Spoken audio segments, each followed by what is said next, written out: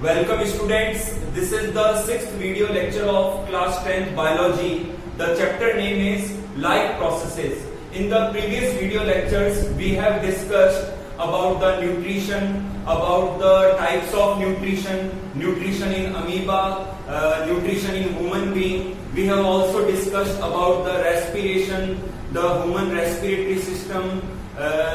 We also discussed about the transportation, the human heart structure, blood vessels, the functioning of heart. We have also discussed about the transportation in plants. Today we are going to start the next topic, the excretion. Let me start it. बच्चों next topic है excretion. Excretion का मतलब ये होता है कि living organisms की body में जो भी वेस्ट प्रोडक्ट्स हैं, वेस्ट सब्सटेंसेस हैं, उनका रिमूवल करना. This is called excretion. The removal or elimination of the waste substances, waste products from the body is called elimination. बच्चों लिविंग ऑर्गेनिजम्स की बॉडी में वेस्ट प्रोडक्ट्स के रूप में urea, uric acid, ammonia, bile pigments and excess salts जो है होते हैं, जिनको बॉडी से रिमूव करना जरूरी होता है. एक और पॉइंट है बच्चों यहाँ पर osmo regulation. Regulation of the osmotic pressure of body fluids. बच्चों ऑस्मो रेगुलेशन क्या है कि जो बॉडी फ्लूइड है उसके ऑस्मोटिक प्रेशर को रेगुलेट करना. ये कैसे पॉसिबल होता है कि जब भी बॉडी में वाटर की या सॉल्ट की डेफिशिएंसी होती है तो उसको रिटेन करके, और जब एक्सेस हो जाता है वाटर और सॉल्ट बॉडी में तो फिर उसको बॉडी से रिमूव किया जाता है, एलिमिनेट किया जाता है. तो इस तरीके से बॉडी के अंदर ऑस्मो रेगुलेशन पॉसिबल होता है. नेक्स्ट लेते हैं excretory system. The system of organs and tissues that take part in separation, collection and removal of the waste products. बच्चों जो एक्सक्रीटरी सिस्टम है वो ऑर्गन और टिश्यूज का सिस्टम है जो कि वेस्ट प्रोडक्ट्स को सेपरेट करता है, बॉडी से कलेक्ट करता है, फिर उसको बॉडी से रिमूव करता है, एलिमिनेट करता है. तो एक्सक्रीटरी सिस्टम इस तरीके से एक्सक्रीशन में अपना रोल प्ले करता है. नेक्स्ट लेते हैं एक्सक्रीशन इन यूनिसेलुलर ऑर्गेनिजम्स. बच्चों जो यूनिसेलुलर ऑर्गेनिजम्स हैं उनमें स्पेशल ऑर्गन्स या टिश्यूज नहीं पाए जाते एक्सक्रीशन के लिए. जो वेस्ट प्रोडक्ट्स हैं वो बॉडी सरफेस से डिफ्यूजन के द्वारा बाहर रिलीज कर दिए जाते हैं, सेल से या बॉडी से बाहर रिलीज कर दिए जाते हैं. तो बच्चों जैसे कि यूनिसेलुलर ऑर्गेनिजम्स में वेस्ट प्रोडक्ट्स के रूप में अमोनिया या CO2 पाया जाता है, जिसको सिंपल डिफ्यूजन के द्वारा बाहर पास कर दिया जाता है. इसके अलावा बच्चों fresh water unicellular organisms possess an osmoregulatory organelle called contractile vacuole. बच्चों जो फ्रेश वाटर यूनिसेलुलर ऑर्गेनिजम्स हैं, फॉर एग्जांपल अमीबा या पैरामीशियम, तो उनमें एक ऑस्मो रेगुलेटरी ऑर्गेनेल पाया जाता है जिसका नाम है कॉन्ट्रैक्टाइल वैक्यूल्स. बच्चों अमीबा और पैरामीशियम के अंदर कॉन्ट्रैक्टाइल वैक्यूल्स पाई जाती हैं. इन कॉन्ट्रैक्टाइल वैक्यूल्स के द्वारा जो एक्सेस वाटर है और जो वेस्ट है उसको सेल से बाहर रिमूव किया जाता है. तो इनमें ये कैसे पॉसिबल होता है इसको हम देख लेते हैं. ये स्केच है अमीबा में एक्सक्रीशन का. तो ये बच्चों अमीबा की एक सेल है, ये इसका न्यूक्लियस है, अंदर साइटोप्लाज्म है, और ये कॉन्ट्रैक्टाइल वैक्यूल है. तो आउटर एनवायरनमेंट से, सराउंडिंग वाटर से वाटर मॉलिक्यूल अमीबा की सेल के अंदर डिफ्यूज होते हैं, अंदर एंटर होते हैं.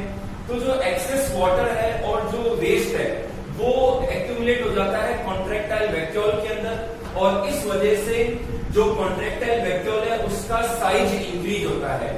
जब साइज इंक्रीज हो जाता है, अब ये कॉन्ट्रैक्टाइल वैक्यूल अमीबा की सेल सरफेस पर जाती है और सेल मेम्ब्रेन से फिर ये बर्स्ट होती है. तो बर्स्ट होने से जो वेस्ट है वो बाहर रिमूव हो जाता है. यहाँ बच्चों एक चीज बता दूं, जब कॉन्ट्रैक्टाइल वैक्यूल के अंदर वाटर, एक्सेस वाटर और सॉल्ट एक्यूमुलेट होता है तो कॉन्ट्रैक्टाइल वैक्यूल का साइज इंक्रीज होता है, तो इसे हम कहते हैं डायस्ट्रॉल. और जब ये कॉन्ट्रैक्टाइल वैक्यूल जो है एक्सेस वाटर और सॉल्ट को और वेस्ट को लेके सेल मेम्ब्रेन पर जाती है तो वहां ये बर्स्ट हो जाती है. तो इसे हम कहते हैं सिस्टोल. और इससे क्या है कि जो एक्सेस सॉल्ट है, वेस्ट है, वो सेल सरफेस से बाहर रिमूव कर दिया जाता है. एक्सक्रीशन इन मल्टीसेलुलर ऑर्गेनिजम्स। बच्चों मल्टीसेलुलर ऑर्गेनिजम्स की बात करें तो स्पंज जो होते हैं इनके अंदर सेल्स से डिफ्यूजन के द्वारा एक्सक्रीशन होता है। जो इंडिविजुअल सेल्स हैं वो डिफ्यूजन करती हैं। नेक्स्ट लेते हैं सिलेंट्रेट्स। सिलेंट्रेट्स के अंदर भी डिफ्यूजन के द्वारा एक्सक्रीशन होता है। इनकी जो एपिडर्मल सेल्स हैं, जो एंडोडर्मल सेल्स हैं, उनके द्वारा डिफ्यूजन होता है और एक्सक्रीटरी वेस्ट को बाहर निकाल दिया जाता है। नेक्स्ट लेते हैं प्लेटीहेल्मिन्थीज। बच्चों प्लेटीहेल्मिन्थीज के अंदर फ्लैम सेल्स पाई जाती हैं फॉर द एक्सक्रीशन। फिर लेते हैं एनेलिड्स। एनेलिड्स के अंदर नेफ्रीडिया नाम की स्ट्रक्चर्स पाई जाती है जो एक्सक्रीशन करती हैं। फिर लेते हैं क्रस्टेशियंस। क्रस्टेशियंस में ग्रीन ग्लैंड्स पाई जाती है फॉर द एक्सक्रीशन। फिर बात करते हैं बच्चों इंसेक्ट्स की, कॉकरोच की। जो कॉकरोचेज और इंसेक्ट्स होते हैं इनके अंदर मैल्पिगियन टिप्यूल्स पाई जाती हैं फॉर द एक्सक्रीशन। बच्चों जो मॉलस्क होते हैं उनके अंदर किडनीज पाई जाती है फॉर द एक्सक्रीशन। फिर बात करते हैं वर्टिब्रेट्स की, हायर एनिमल्स की। बच्चों वर्टिब्रेट्स में हायर एनिमल्स के अंदर किडनीज पाई जाती हैं और जो किडनीज हैं वो यूरिनरी सिस्टम या एक्सक्रीटरी सिस्टम फॉर्म करती हैं। अब बात करते हैं बच्चों सम एसेसरी एक्सक्रीटरी ऑर्गन्स। बच्चों हायर एनिमल में या वर्टिब्रेट्स के अंदर कुछ एसेसरी ऑर्गन भी हैं जो एक्सक्रीशन में अपना रोल प्ले करती हैं। सबसे पहले बात करते हैं स्किन की। तो स्किन के अंदर स्वेट ग्लैंड्स होती हैं जो स्वेट रिलीज करती हैं। तो स्वेट के अंदर एक्सेस वाटर, सॉल्ट और कुछ अमाउंट में यूरिया एक्सक्रीट होता है, रिलीज होता है। फिर बात करते हैं लंग्स की। बच्चों लंग्स में भी ब्रीथिंग के दौरान जो है CO2 रिलीज होती है, कुछ अमाउंट में वाटर वेपर और कुछ अदर गैसेस भी जो है रिलीज होती हैं लंग्स के द्वारा। तो यहाँ पर लंग्स भी एक्सक्रीशन में अपना रोल प्ले करता है। फिर लेते हैं लीवर। जो लीवर है बच्चों, लीवर के अंदर यूरिया का फॉर्मेशन होता है और ये यूरिया देन फिर ब्लड में घुल जाता है और ब्लड के द्वारा ये किडनीज तक पहुंचता है। किडनीज में फिर इनका फिल्ट्रेशन होता है, सेपरेशन होता है और वेस्ट को बॉडी से बाहर रिलीज किया जाता है। तो लीवर भी एक्सक्रीशन में रोल प्ले करता है। फिर बात करते हैं लार्ज इंटेस्टाइन की। बच्चों स्मॉल इंटेस्टाइन में कंप्लीट डाइजेशन हो जाता है और कंप्लीट एब्जॉर्प्शन हो जाता है। उसके बाद में लार्ज इंटेस्टाइन में जो फीसेज है वो फॉर्म हो जाते हैं और जो एक्सेस वाटर है या जो एडिशनल वाटर या मिनरल्स हैं वो लार्ज इंटेस्टाइन में एब्जॉर्ब हो जाते हैं और पूरी तरीके से जो फीसस है, जो फीकस मटेरियल है वो लार्ज इंटेस्टाइन में फॉर्म होता है और वो फिर बॉडी से बाहर एनस के द्वारा रिलीज किया जाता है। तो यहाँ बच्चों लार्ज इंटेस्टाइन भी एक्सक्रीशन में अपना रोल प्ले करती है। अब बात करते हैं बच्चों excretion in human beings. Human beings के अंदर किडनी सिस्टम पाया जाता है। जो किडनी सिस्टम है या यूरिनरी सिस्टम है वो पाया जाता है और एक्सक्रीशन होता है। यूरिया या जो अदर वेस्टेज हैं उनको यूरिन के द्वारा बॉडी से बाहर रिलीज किया जाता है। तो सबसे पहले हम स्केच को डिस्कस करेंगे। This is the sketch of human excretory system, human urinary system. बच्चों ह्यूमन के अंदर 2 किडनीज पाई जाती हैं जो रेडिश ब्राउन होती हैं और जिनकी लेंथ जो है 10 से 12 सेंटीमीटर होती है। इनकी विड्थ जो है 6 to 7 सेंटीमीटर और इनकी जो थिकनेस है वो 4 सेंटीमीटर होती है। तो ये राइट किडनी है और ये लेफ्ट किडनी है। जो लेफ्ट किडनी है वो थोड़ी सी हायर होती है राइट किडनी से बॉडी के अंदर और दोनों ही किडनीज जो है एब्डोमिनल कैविटी में डॉर्सल वॉल पर अटैच रहती हैं। किडनीज जो है बच्चों एक कैप्सूल कवरिंग के द्वारा कवर्ड रहती है और इनका ये जो पार्ट है इस पार्ट को हम कहते हैं कॉर्टेक्स और जो मिड पार्ट है इसे हम कहते हैं मेडुला। और किडनी के अंदर कई सारी फाइन ट्यूब्यूल्स होती हैं जिन्हें हम नेफ्रॉन्स कहते हैं। तो जो नेफ्रॉन्स हैं वो स्ट्रक्चरल और फंक्शनल यूनिट है किडनीज की। तो नेफ्रॉन का कुछ पार्ट कॉर्टेक्स में रहता है, कुछ पार्ट मेडुला पार्ट में और जो पीछे का पार्ट है वो इस भाग में खुलता है। तो इस पार्ट को हम कहते हैं पेल्विस। यहाँ बच्चों ये जो स्ट्रक्चर्स हैं इन्हें हम मेडुलरी पिरामिड्स कहते हैं और इनमें जो लाइनिंग है ये एक्चुअली नेफ्रॉन्स को शो कर रही है और पीछे की ओर नेफ्रॉन खुलती है पेल्विस के अंदर। अच्छा बच्चों किडनीज के ऊपर एड्रिनल ग्लैंड्स भी पाई जाती हैं। और किडनीज में बच्चों जो रीनल आर्टरी है वो ऑक्सीजनेटेड ब्लड को लाती है विद द वेस्ट, मतलब वेस्ट को कैरी करके, और ऑक्सीजनेटेड ब्लड रीनल आर्टरी जो है लेके आती है किडनीज, दोनों किडनीज के अंदर ब्लड को लेके आती है। और यहाँ उस ब्लड का फिल्ट्रेशन होता है, तो जो वेस्ट है वो रिमूव हो जाता है, और जो डीऑक्सीजनेटेड ब्लड है जिसके अंदर वेस्ट रिमूव हो चुका है वो रीनल वेन्स के द्वारा वापस दोनों किडनी से बाहर निकलता है, और वेना केवा के द्वारा वापस जो है चला जाता है हार्ट की ओर। और ये बच्चों एओर्टा है जो बाद में रीनल आर्टरी के रूप में जो है दोनों किडनीज में एंटर करती है। अच्छा बच्चों, ये जो पार्ट है इनका जो अंदर की तरफ है कॉन्केव पार्ट है, इसे हम हाइलस कहते हैं। और यहां से जो है ये ट्यूब्स निकल रही है, इन्हें हम यूरेटर्स कहते हैं। तो ये राइट यूरेटर है और ये लेफ्ट यूरेटर है जो यूरिन को कैरी करती है और यूरिनरी ब्लैडर तक सेंड करती है। ये जो एक मस्कुलर ऑर्गन है इसे हम यूरिनरी ब्लैडर कहते हैं, और इसके अंदर जो यूरिन है वो स्टोर रहता है, और इसकी जो कैपेसिटी है वो 300 ml से लेकर 800 ml और 1 लीटर तक होती है, इतना वो यूरिन स्टोर कर सकते हैं। अच्छा बच्चों, जो यूरेटर्स हैं इनकी जो लेंथ है लगभग 30 सेंटीमीटर के आसपास होती है, और जो यूरिनरी ब्लैडर है इसमें यहाँ पर स्फिंक्टर्स पाए जाते हैं।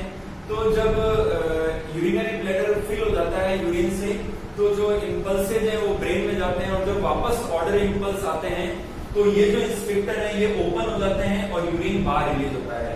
ये जो ट्यूब है बच्चों इसे हम यूरेथ्रा कहते हैं, और ये फीमेल्स के अंदर 4 सेंटीमीटर लॉन्ग होती है, जबकि मेल के अंदर इनकी जो लेंथ है वो लगभग 20 सेंटीमीटर के आसपास होती है। तो बच्चों इस तरीके से ह्यूमन एक्सक्रीटरी सिस्टम की स्ट्रक्चर होती है।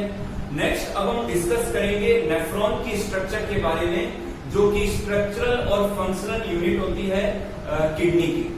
बच्चों अब हम स्टडी करते हैं नेफ्रॉन के स्ट्रक्चर को। This is the sketch of A nephron. Nephron is the structural and functional unit of the kidneys. बच्चों ये जो इनका कप शेप्ड पार्ट है, इस कप शेप्ड पार्ट को कहते हैं बोमेन्स कैप्सूल। इनके अंदर बच्चों ये आर्टेरियोल एंटर होती है, इसे हम कहते हैं एफरेंट आर्टेरियोल, और यहाँ जो ये आर्टेरियोल है इसे हम कहते हैं ग्लोमेरुलस, और यहाँ से ये आर्टेरियोल निकल रही है, इन्हें हम कहते हैं इफरेंट आर्टेरियोल। तो जो इफरेंट आर्टेरियोल है इसका डायमीटर एफरेंट आर्टेरियोल से थोड़ा कम होता है। ग्लोमेरुलस और बोमेन्स कैप्सूल को कंबाइनली मेल्पिगियन कार्पसल कहते हैं या मेल्पिगियन बॉडी कहते हैं। ये कप शेप्ड स्ट्रक्चर से यहाँ ये ट्यूब निकल रही है, इस कॉइल्ड ट्यूब को कहते हैं प्रॉक्सिमल कॉन्वॉल्यूटेड ट्यूब्यूल। इसके बाद में ये ट्यूब जो है नीचे की ओर जाती है, तो यहाँ ये कॉन्स्ट्रिक्ट हो जाती है। तो इस फाइन ट्यूब को हम कहते हैं डिसेंडिंग लिम्ब, और यहां से यू शेप फॉर्म में मूव कर रही है, और इस पार्ट को कहते हैं असेंडिंग लिम्ब। और ये जो यू शेप स्ट्रक्चर है इसे हम कहते हैं हेनलेज लूप।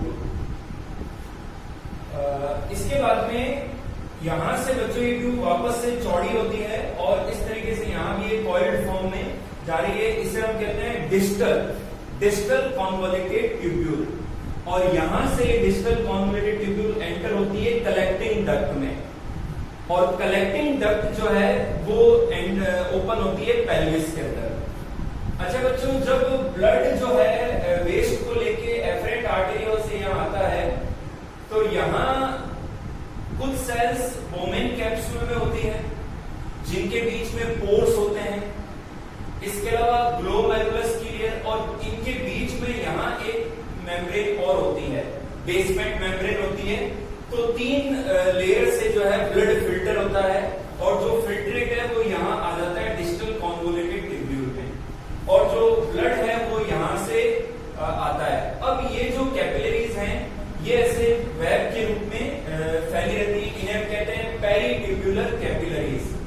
तो पेरिट्यूबुलर कैपिलरीज के इस पार्ट को हम कहते हैं वासा रेक्टा, और यहां से ये वापस से कंबाइन होके ये वेन्यूल बना लेती है, जिसे हम ब्रांच ऑफ रीनल वेन या वेन्यूल कहते हैं। तो इस तरीके से बच्चों यहाँ से ब्लड 3 लेयर से फिल्टर होता है और जो फिल्ट्रेट है वो यहाँ आ जाता है। अब उस फिल्ट्रेट में से जो एक्सेस जो भी वाटर है या मिनरल है उनका जो और जो रीएब्जॉर्प्शन है वो नेफ्रॉन के डिफरेंट पार्ट्स में होता है। बच्चों यूरिन फॉर्मेशन के 4 स्टेप्स हैं, आइए हम डिस्कस करते हैं मैकेनिज्म ऑफ यूरिन फॉर्मेशन को। मैकेनिज्म ऑफ यूरिन फॉर्मेशन के 4 स्टेप्स ये हैं। फर्स्ट है glomerular filtration, second is the reabsorption, third one is the tubular secretion and fourth is the concentration of the urine. सबसे पहले लेते हैं ग्लोमेरुलर फिल्ट्रेशन। बच्चों जब ब्लड जो वेस्ट को लेके ग्लोमेरुलस में आता है, ब्लड जो है, तो ग्लोमेरुलस से उसका फिल्ट्रेशन होता है और जो वेस्ट है जो फिल्ट्रेट है वो आ जाता है बोमेन कैप्सूल में, और बोमेन कैप्सूल से फिर वो आ जाता है प्रॉक्सिमल कॉन्वोल्यूटेड ट्यूब्यूल में।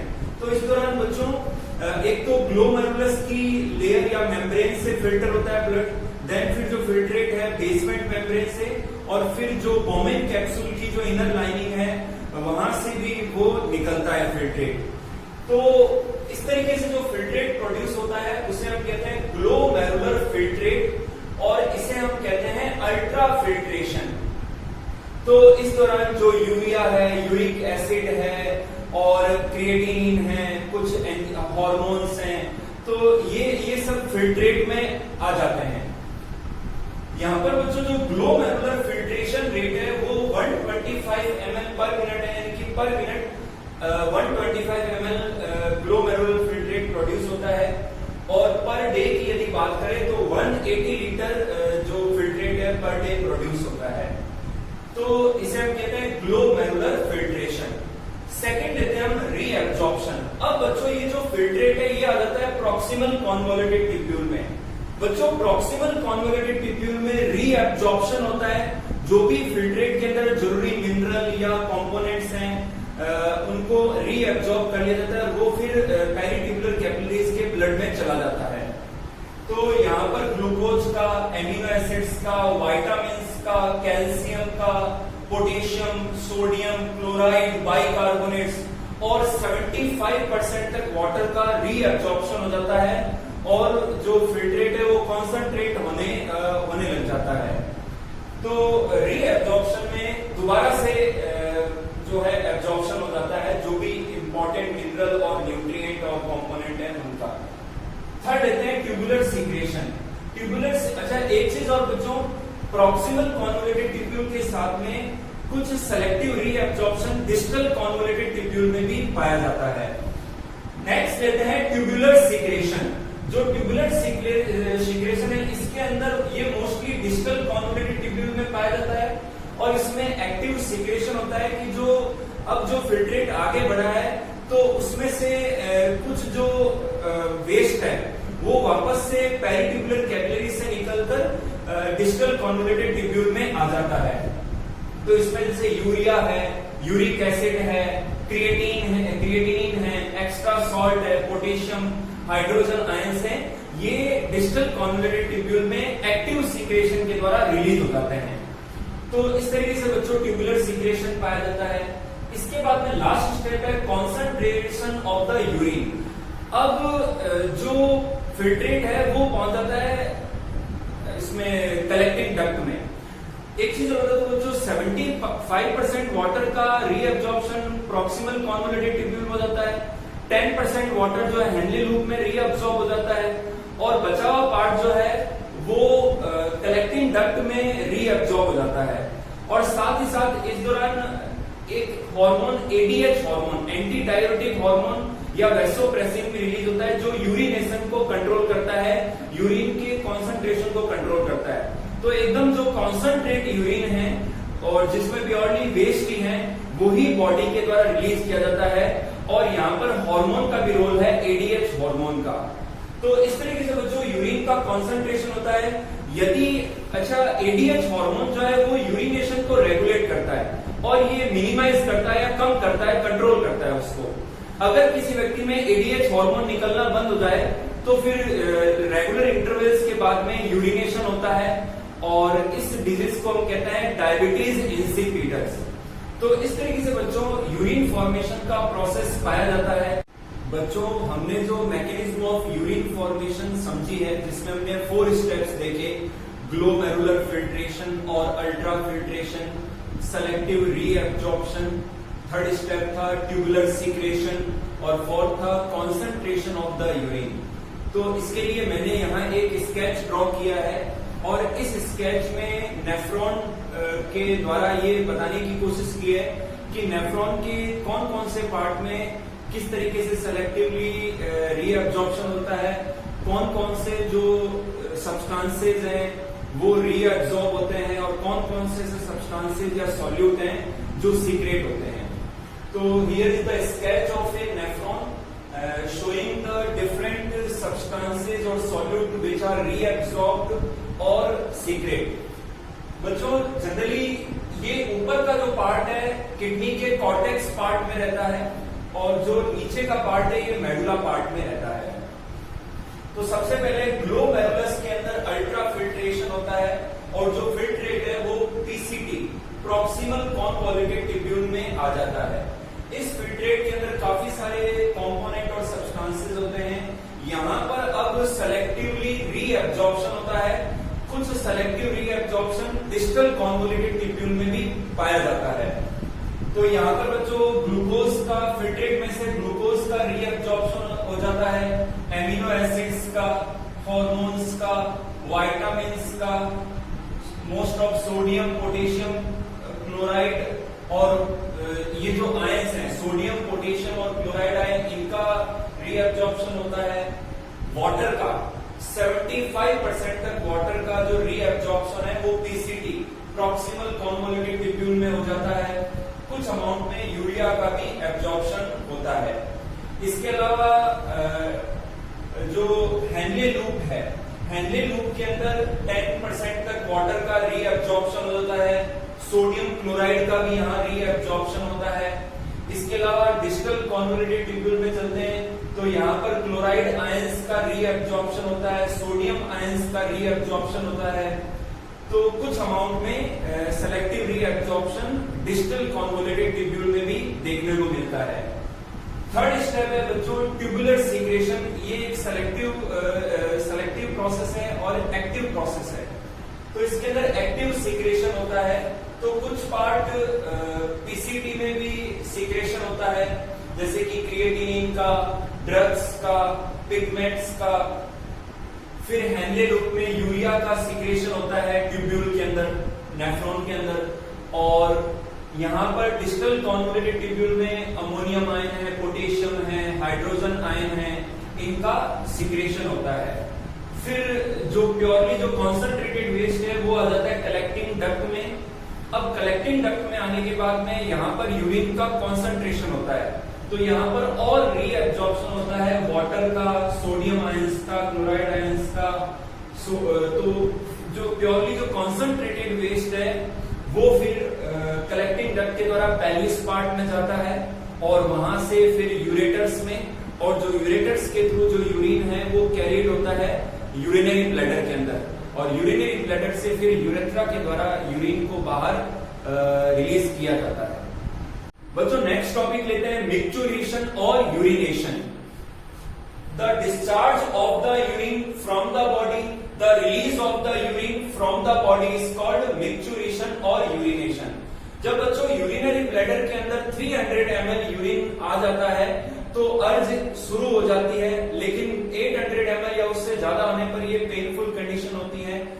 जो इंपल्सेज हैं वो यूरिनरी ब्लैडर से जाते हैं ब्रेन में और ऑर्डर इंपल्स आते हैं। इस तरीके से रिफ्लेक्स कंप्लीट होता है और स्फिंक्टर के ओपन होने पर यूरेथ्रा के द्वारा यूरिन को बाहर रिलीज कर दिया जाता है। बच्चों पर डे एक नॉर्मल व्यक्ति 1.6 से लेकर 1.8 लीटर तक यूरिन रिलीज करता है। अब हम समझ सकते हैं कि जो हमने मैकेनिज्म ऑफ यूरिन फॉर्मेशन समझी उसमें हमने देखा कि 180 लीटर पर डे जो है फिल्ट्रेट प्रोड्यूस होता है, लेकिन रिलीज कितना करते हैं केवल 1.6 से 1 लीटर के आसपास। यानी कि 99% तक जो फिल्ट्रेट है वो रीअब्जॉर्ब हो जाता है नेफ्रॉन्स के अंदर।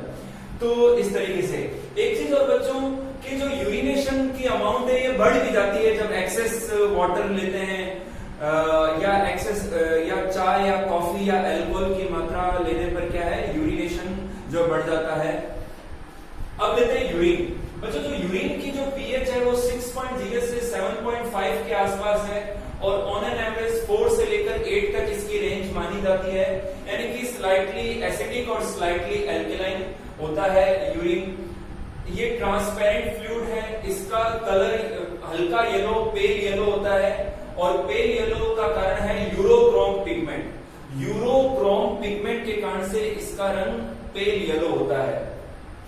यूरिन में वाटर होता है 95 से 96%, ऑर्गेनिक सब्सटेंसेस होते हैं 2.5 से 3% के आसपास और जो इनऑर्गेनिक सॉल्यूट्स हैं वो 1.5 से 2% की रेंज में पाए जाते हैं।